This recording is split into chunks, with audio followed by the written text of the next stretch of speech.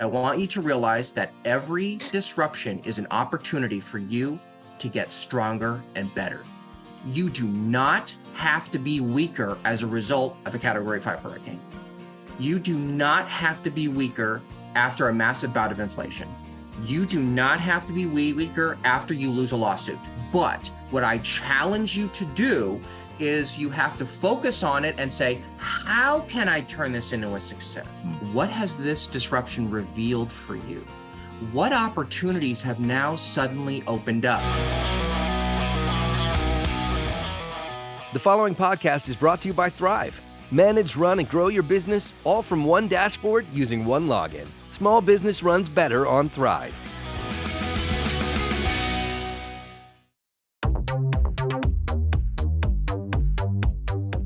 Hey, this is Gordon Henry at Winning on Main Street. You know, we all like to think about the positive side of things, what we'll do if things go well. But our guest today spends his time thinking about what to do when things go wrong.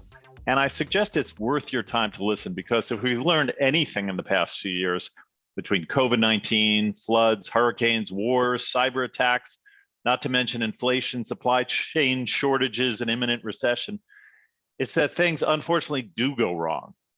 So Patrick Hardy, our guest, is the founder and CEO of Hytropy Disaster Management, the largest full-service disaster management company in the United States, and is the single most innovative and accomplished disaster planning expert in his field, and we think in the world. He's also the author of Design Any Disaster, an interesting new book which he will talk about on the show. Patrick leverages his decades of experience to empower large companies, small businesses, families, event planners, and more in the face of any emergency. He strongly believes the only way to deliver optimal service is to discover what your business is all about and who you are as a business owner. Armed with that information, he'll deliver premier emergency preparedness service, no matter how big or small your business is. No matter what sort of small business you run, bar, nursing home, RV park, school, whatever, Patrick will leverage every bit of his expertise to take care of everything you need. What should listeners get out of this episode? Well, obviously, whatever your line of work, it's a good idea to take a look at the potential downside as well as the upside. Listening to Patrick Hardy is a reminder that worrying about emergency preparedness is sort of like buying insurance. You don't want to do it, but it's a good idea to do so. This show, as always, brought to you by Thryv. Small business runs better on Thryv. So Patrick, with that, welcome to the show. Gordon, thank you very much for having me. And I have to tell you that in all the different shows that I've been on, you are the very, very first one to actually talk about things like supply chain disruptions and inflation. Because normally people, when they introduce me, they talk about hurricanes and earthquakes and lions and tigers and bears, oh my, and you were the very first one to discuss it, because you're absolutely right. When you're looking at small businesses, you're looking at a diversity of things that could easily disrupt their operations. So that's that was a really interesting observation at the beginning. So kudos to you, my friend. Yeah, well, thanks for that. So it has been a crazy few years in the world of small business, more than a few years. And so this conversation, I think, is well timed. So first, tell us how you got started in this very interesting business of disaster preparedness. Well, it started when I was in high school, and I was a high school swimmer, and nobody, and I mean nobody, wanted to swim the 500, the 1,000, and the mile, because those are really long distances to have to swim. It's 33 laps, 66 laps, and so forth. And I was on the volunteer. And so at the end of the time for the swim season, a bunch of the people who were on the swim team decided, we're going to become lifeguards. And so because I swam these long distances, what you had to do is you had to swim across a lake. You had to swim from one beach on the lake to the other side of the lake. And I did the best of everybody. All these people were so much better and faster than I was in sprinting. And from there, at the end of the lifeguarding season, a bunch of people said, we're going to become EMTs and so forth and so forth. And I went to college, and when I was graduating, I actually studied political science. And when I graduated, I noticed something. I noticed that every one of the graduates that I was with, they had some kind of goal they were shooting for. Either it was the elimination of nuclear weapons, or they were trying to solve world hunger, or they were trying to, prevent climate change, something. And I didn't have anything. And so that was right around the time of Hurricane Katrina. And I decided at that point, I said, that's something that I think is solvable in our lifetime if we get some fresh thinking, because the most powerful superpower in the world still has trouble navigating and negotiating significant geopolitical disasters. So I said, I'm going to focus on that. So I wrote a letter to the governor of Louisiana and ended up getting a job. And I worked in Louisiana for a number of years. And then I went to Europe. I studied in Europe. I studied European disaster management. And while I was there, they had a contest. And they said this was open to any student, graduate student, undergraduate student. And it was a business competition. And they said whoever had the best business idea would get some seed money to start a business. And I thought, I'm not a business person, but I'll give it a shot. So I created a business plan, and it was all around preparing small business. Because I went and I made it to the very final round. And the last part of the final round was an elevator pitch, a 5-minute elevator pitch to 3 millionaires, people in what we call Shark Tank. So in Britain, it's called Dragon's Den. And so they asked you questions, just like you see on the TV show. And I told them, I said, there is considered solutions for large businesses. There are considered solutions for governments. There's no solution whatsoever for preparing small businesses for disasters of any kind. And that's what I want to solve. And so when I did that, I won some seed money. I got about the equivalent of about $15,000. And lo and behold, I opened a business. And now I work with small businesses from coast to coast with lots, just as you were talking about in the beginning. I work with RV parks and nursing homes and alligator farms. Yes, an alligator farm just outside of Atlanta, Georgia. I work with some incredible businesses, underwater cable operations. I didn't know that was a business, but it's just amazing to me how the entrepreneurial spirit in America is so creative that people can seemingly find any way to make a living. And that is something I'm extremely proud of in the way that we try to protect their operations. We have, as you said, listeners in diverse fields, and I want to get into, kind of really what you do and what the programs look like so that eventually maybe somebody can call you and become a client. But just for listeners, just top line, kind of 1, 2, 3, what are the top tips for people who've never really thought about disaster preparedness? What are maybe the 3 things you tell people, this is what you got to be thinking about as you sort of prepare for what you might do? The first thing I want people to do is I want you to eliminate the word disaster from your vocabulary. I want you to eliminate it entirely. And I want to replace it with a better word, disruption.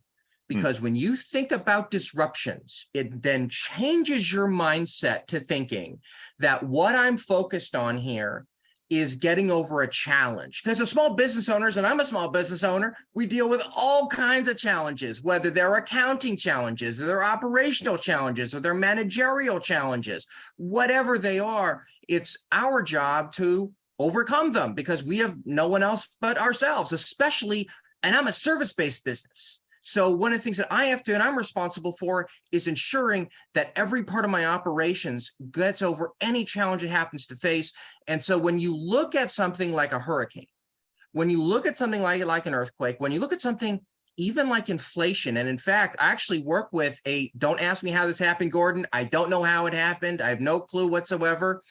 I actually work, believe it or not, with a salon owner. So this is a hair salon in the country of Zimbabwe. And Zimbabwe, the biggest challenge they face is inflation because they have 2,000% inflation. That is a massive, massive correction. And so when I look and I work with businesses like that, I say, this is a disruption. We're going to have to change things. And actually what we ended up doing was we changed it so that they ran entirely cashless. They're now a barter-based company. Because that's the only thing that retains value. So one of the things that I tell business owners, I say, I want you to take the word disaster out because the only one who can create a disaster is you. An 8.0 earthquake is not a disaster. It's only a disaster if you let it become one. If instead you look at it as a disruption, then it can actually allow you to overcome it. The second thing I tell people, after I talk about that elimination of the word disaster, is I say, I want you to change your mindset to if I do nothing, no one else will do anything either.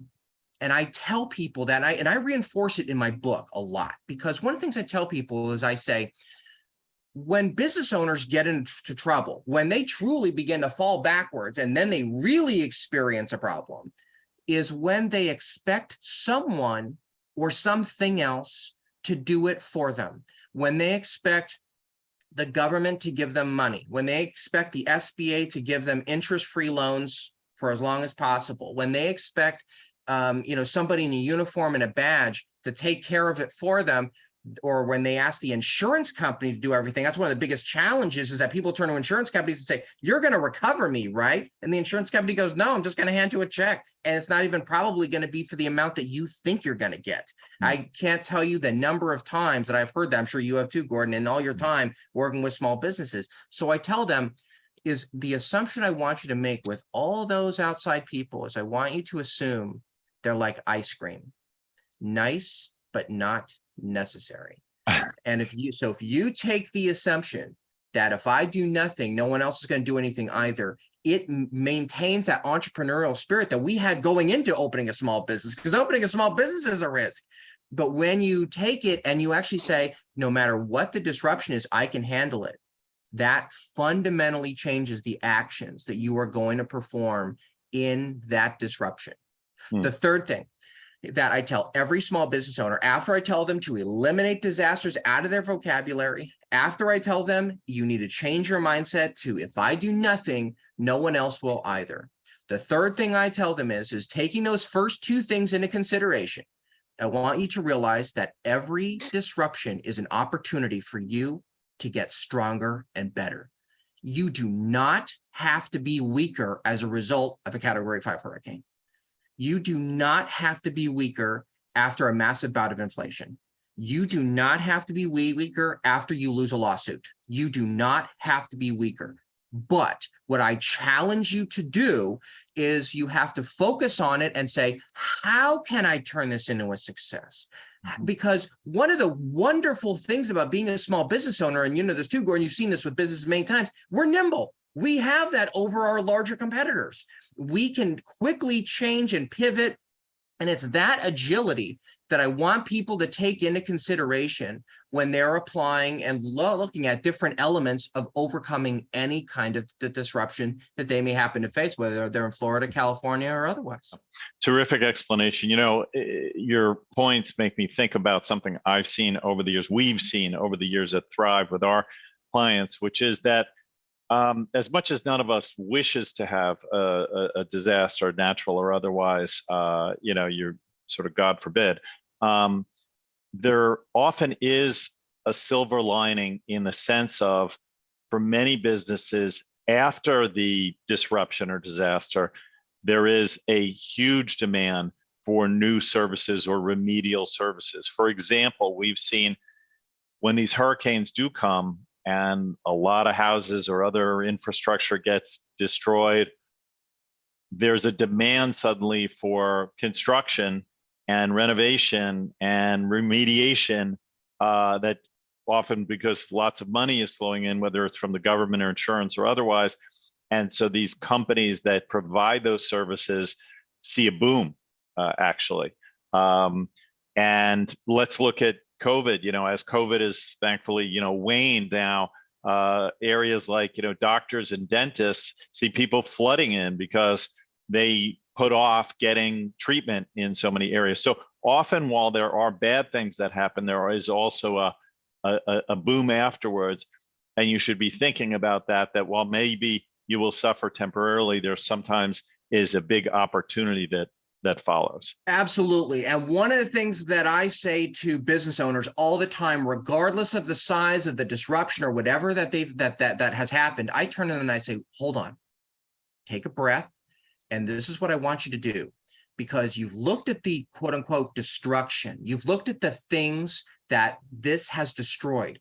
Now I want you to look at, what has it revealed? What has this disruption revealed for you? what opportunities have now suddenly opened up? One of the stories, as a matter of fact, I end on this story in my book. I talk about an entrepreneur from Italy who was in San Francisco during the earthquake in 1906. And one of the things that what he did was he had a bank called the Bank of Italy. It was a little bank. He served just a local area. Then the earthquake happened and all the other banks were closed. Mm. And what he did was he instructed his employees who showed up to work to pull out the safe. And he literally pulled the safe out onto the street. He opened the safe up and he took a table, a pen, and he took a ledger sheet out. And anyone who asked for a loan, he gave it to them.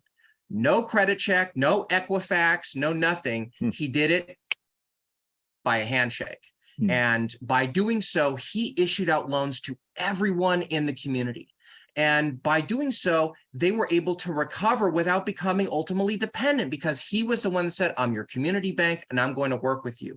And that entrepreneur's name was A.P. Giannini, and we now know him as the founder of Bank of America. And that Bank of Italy became Bank of America on the backs of a story like that.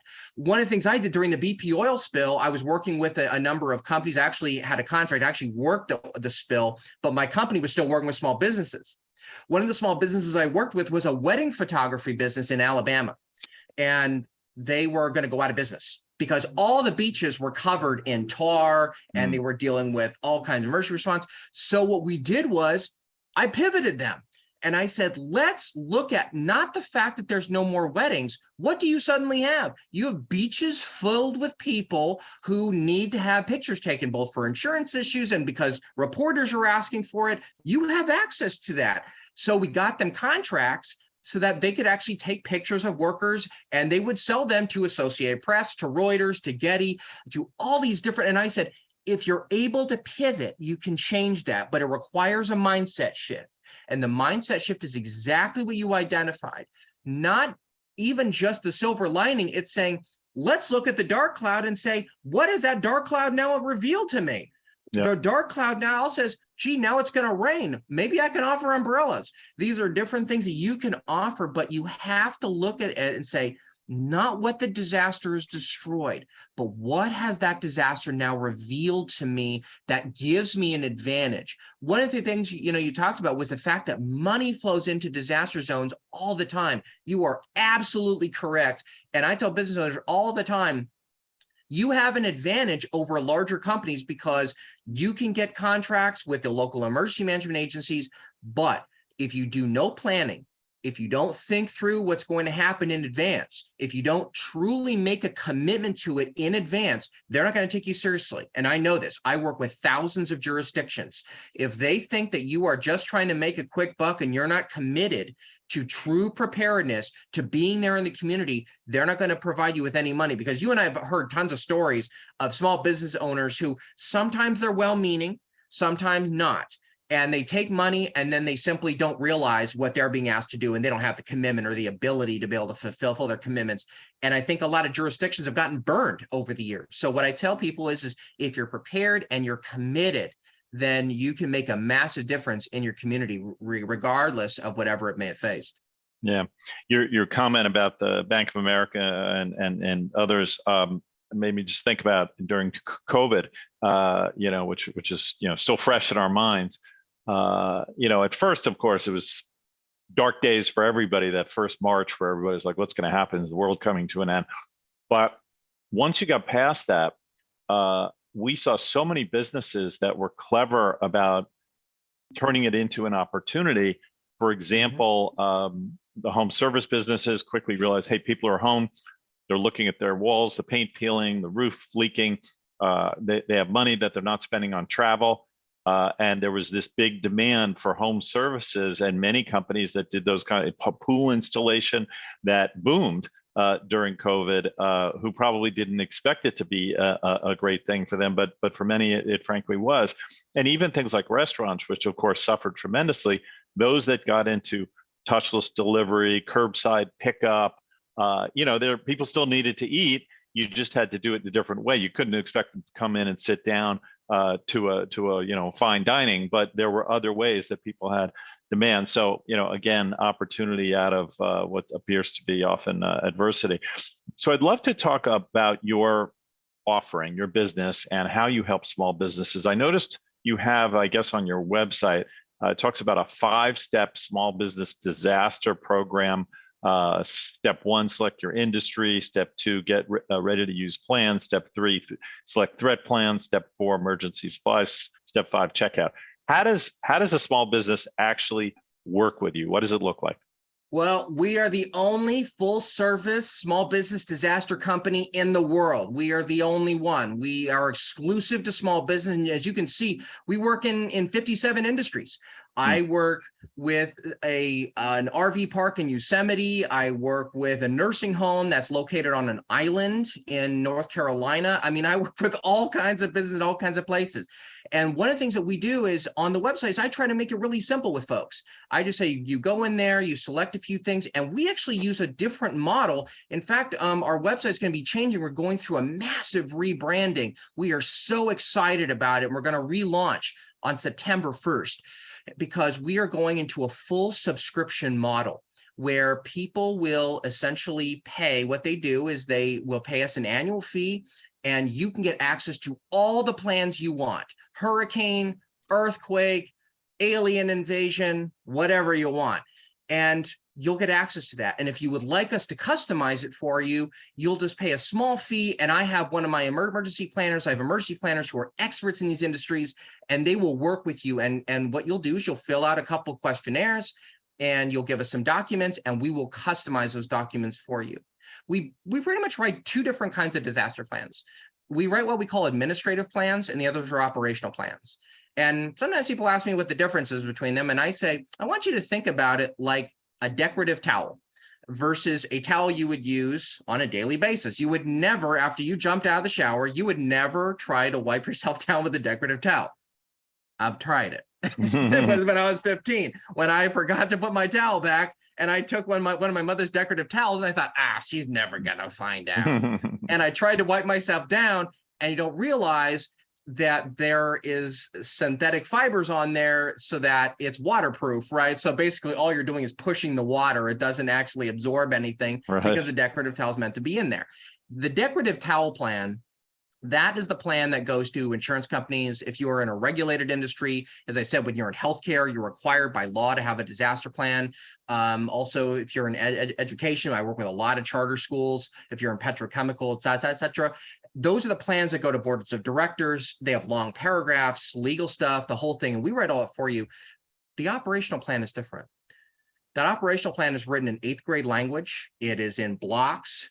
We make it so that it's step 1, step 2, step 3. We make it so simple for businesses because we've been refining this for 14 years. And we are so proud of the kind of plans that we have devoted. In fact, a number of our plans, in fact, the plans that we now use in the modular community, just to give an example, modular and mobile home parks, the plan that we developed is now considered the standard plan internationally because we believe that modular communities are places where people need to have access to plans all the time because that's where they live.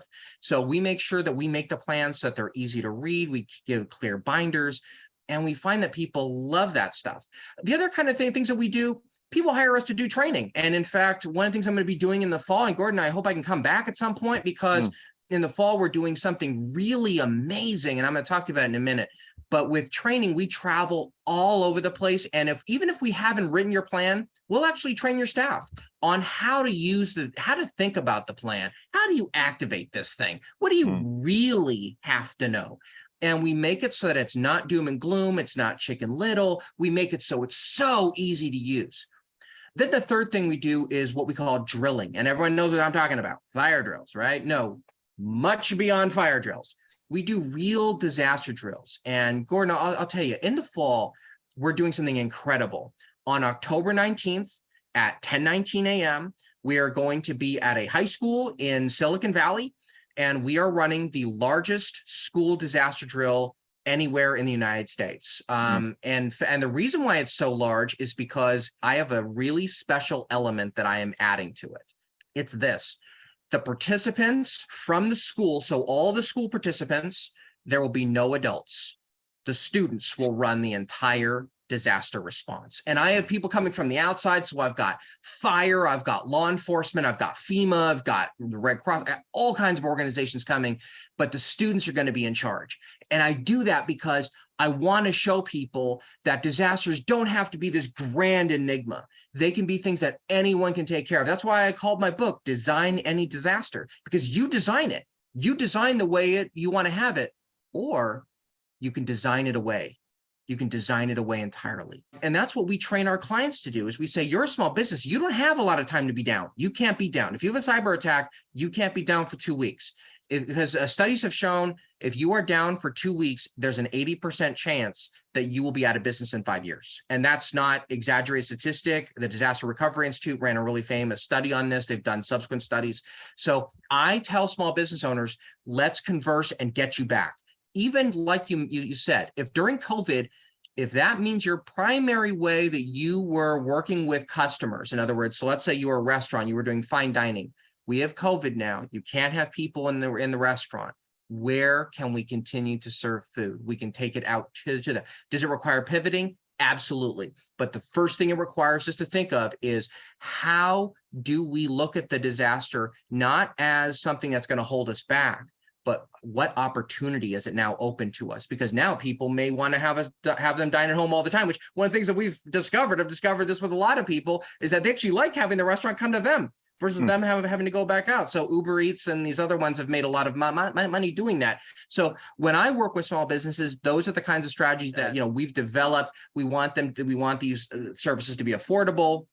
So we make them only a few $100s a year, and we just say, we are your team. We are your disaster team. We are the people who are there for you when you need us. And we provide you with whatever you need to get you back in business, regardless of the industry you're in. I did want to ask you about cost, and you touched on it briefly there. Obviously, small businesses are often on a tight budget. It sounds like you have customers ranging from very small to some that are quite large. So if somebody's just getting started and they're on a tight budget, they could actually work with you, get a plan in place, maybe run a drill for like a few $100s a year. That's a possibility. Absolutely. No question about it. In fact, one of the things that we are actually encouraging small business owners to do, and anyone who is listening, we extend this to you also, which is I'm going to be going on a national tour. We're going to be doing lots of drills in promotion of my book. And so actually, for at that point, one of the things you're going to do is you don't have to pay me. You can actually buy a few copies of the book, which you can then give out to customers, or you can resell. And I will come and do a drill there, and it'll be the most fun and innovative drill. It'll be something that not only is about dealing with a disruption or something, dealing with whatever you're facing, but it actually goes farther than that. It actually says, how can I turn your workforce into a group of people who are now a cohesive team when things are chaotic, when there is a crisis? Because that is when businesses get in trouble, is when people say, I'm not empowered enough. And that empowerment message is the one that I talk about all the time, because I want small businesses all over the country to be prepared for disruptions of any type, because those are the kinds of challenges that if they turn them correctly, they can be incredible successes. And you talked about a few of them during COVID, the ones who were able to convert and pivot, not just in the restaurant industry, but I can think of other ones in the medical industry, in other ones in the events industry. They were the ones that were successful, and they're the ones that are going to continue to thrive. So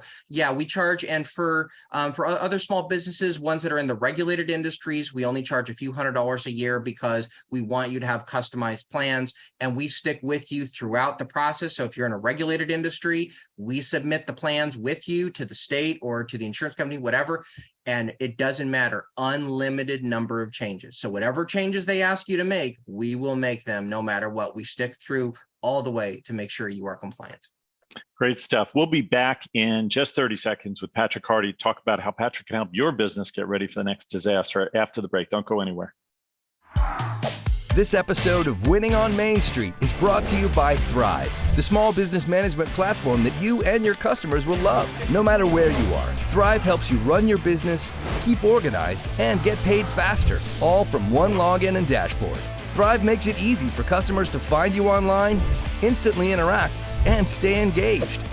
And with free unlimited support 24/7, there really is no comparison. Go to thryv.com/pod for a quick demo to see everything Thryv can do. And we're back with Patrick Hardy, talking about disaster preparedness. Patrick's got a new book out, and he's telling us about interesting stories about how you as a small business person can turn kind of this adversity into opportunity. Good way to look at things, because eventually something bad will happen. Just listen to the news. So Patrick, it seems to me, just thinking about any of these things we've been talking about, hurricanes probably comes to mind, cyber attacks. People seem to always be surprised by these things happening. And yet, if you live in the Southeast, these hurricanes just happen. And, if it's not one year, it's the next. Why are people constantly surprised, and why aren't they better prepared? When I first started working in Florida, I had a first few clients. I'll never forget a client. I went down there and I was saying to them, and they were actually part of a larger company. This is actually a construction business, and they had a construction site. And so I went to the foreman. I was talking to them about disaster preparedness during a hurricane. And so I was relaying everything the national office told me to. They said, you need to evacuate if it's a category this or a category that.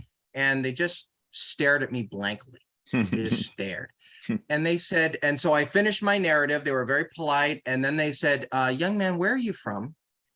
I said, I'm from California. And they all started laughing. The entire workforces were laughing and laughing and laughing. And they said, young man, there's something you need to know about Florida. Okay? I've lived in Florida my entire life. I don't even stop mowing my lawn unless it's a category 3 or higher. Okay. So I'm not evacuating if it's a category 2. Now, even though the national corporation had instructed them to leave in a category 1 or 2, they said they weren't going to, because they thought, well, I understand hurricanes. And one of the things that happened in 2018 was very interesting. Hurricane Michael was off the coast of Florida, was a Cat 2. It became a Cat 4 very rapidly. I think it was just only a few hours, and it caught everyone off guard. And so one of the things, and I talk about this in my book extensively, is I say, look, you need to treat every single hurricane like it is unique, like you've never been in one before, because they always act and behave very differently. Hurricane Andrew was an incredibly compact storm. It was like a tornado that went through Florida, and that was in 1993. And it just barreled through the state. Then you look at Hurricane Katrina, which was a massive storm, but then it dissipated very rapidly, where Hurricane Andrew did not really dissipate for a while. It crossed the state, and it was a pretty strong storm, because although it was smaller, it was really strong. So one of the things I tell Floridians all the time, without insulting their intelligence, is I say, look, I've been through a few of them now. And I said, I know what hurricanes are about also. I was in Hurricane Sandy. I was in Hurricane Gustav. I've been in a few of these. It's okay for you to say, I have some knowledge and background of hurricanes, but when people get in trouble is when they say this: I know the hurricanes. I know how they behave. I know what's going to happen. Let's pretend that's true. Let's pretend you absolutely know how every hurricane is going to behave. You don't know how the infrastructure is going to behave, because really all a hurricane is a massive storm, right? It's rain, it's wind, it's just extreme winds and a lot of rain. But the infrastructure is really what the impact is, right? When the bridges are out, when the roads are flooded, when people are on the streets, when you can't get to the grocery store, right? So I tell people, you may not understand that, but you understand that it's your dependencies. That's what turns this from a disruption to a disaster, because it's just a rainstorm. If you are already prepared and you know what you're going to do and you know how you're going to pivot, but when you let the storm overwhelm you and you let the infrastructure around you now dictate and close your options off, now you have a real disaster, because you can't pivot. You don't have the time, or you've allowed the events around you to control you. Therefore, you have essentially said, that's okay if I do nothing, the infrastructure will be there no matter what. So that's sort of like an implied way of saying, if I do nothing, that's okay. Someone else will handle it for me. If instead you took the attitude, we're going to have a big storm, I'm not going to assume that that bridge is going to work, because I have no control over that bridge. I don't know how good that bridge is. I don't know if it's crumbling. I don't know if it's going to work. I don't know what its rating is. But I'm going to manage my options so that there is no way I'm going to allow this to turn into a disruptive activity And instead, I'm going to turn it into something that leaves me enough options open where I can pivot. But that's when people tend to get in trouble. The other smaller instance too is when people do things that are incredibly dangerous, things that they think are safe are not. And the most obvious example of all time is people driving through floodwaters. It never ceases to amaze me that people continue to do that, even though the weather service, and these are people who are in Florida, these are weather people, they know the weather, they know weather better than you or I or Hurricane Floridians will ever know it. And they say that is the most dangerous activity imaginable because you have no idea how strong that current is. You really don't know how deep it is. And lo and behold, after every storm, Gordon, you and I see it on CNN or we see it on TV all the time. Time after time, you see people going out of helicopters because there's people standing on their cars because the river that they thought they understood, they lived there their whole life. All of a sudden, the infrastructure wasn't there, wasn't strong enough, and they immediately got overwhelmed. Patrick, we're almost out of time, but I want to make sure, first of all, people know where to find you and learn more about how they can potentially become a client of yours, get this valuable information for their business specifically. So tell us about that. And then I also want to finish talking about your book. So where do people find you?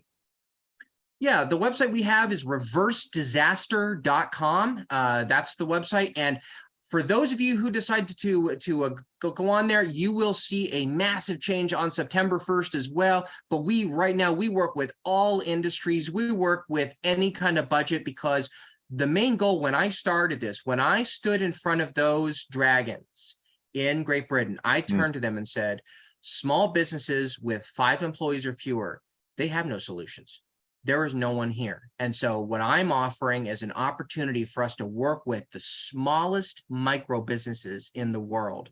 And that's what I want to be able to do. So we would love to work with you. So please go on there and start a conversation with us. We would love to talk with you. I have experts in your field, people who know exactly what you are going through, because we want this to be something that is part of your daily business operations, something that you use just as much as maybe you use Thryv or as much as you use some other, something else within your operational sphere.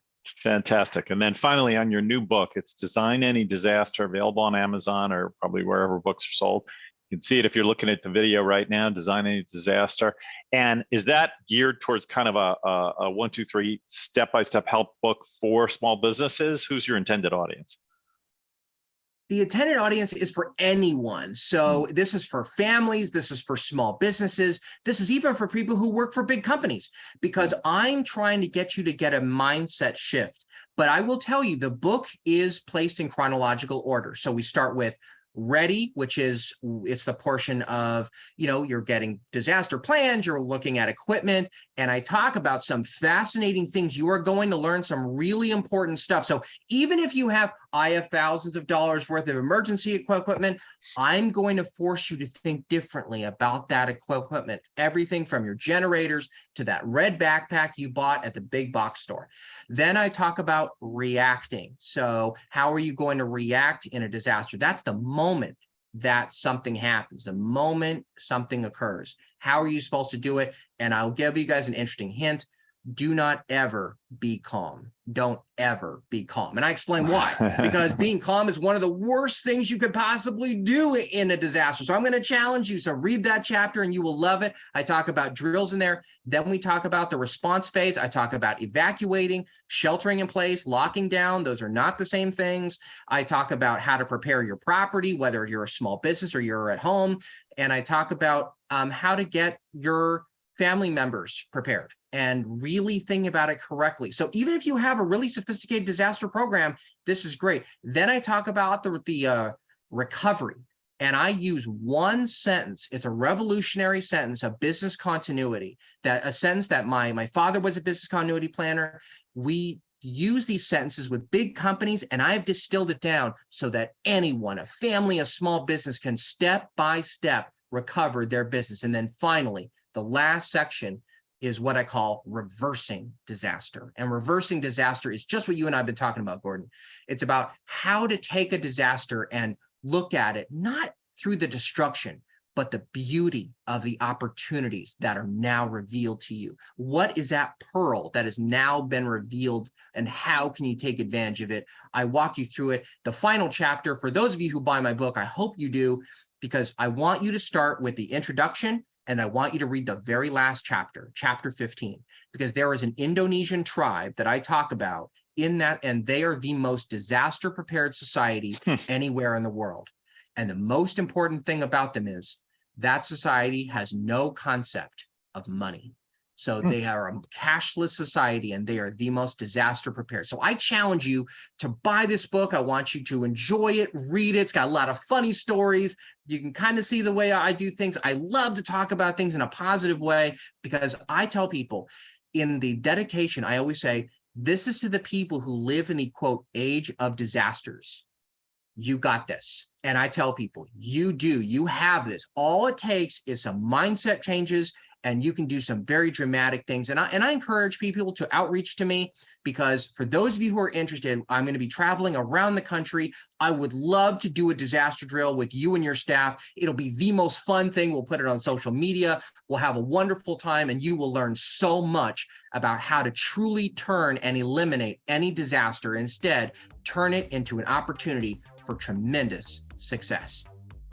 Awesome stuff. Well, we're out of time, but thank you so much for coming on the show, Patrick. It's been great, and it's great to have you here, and I hope people will buy your book.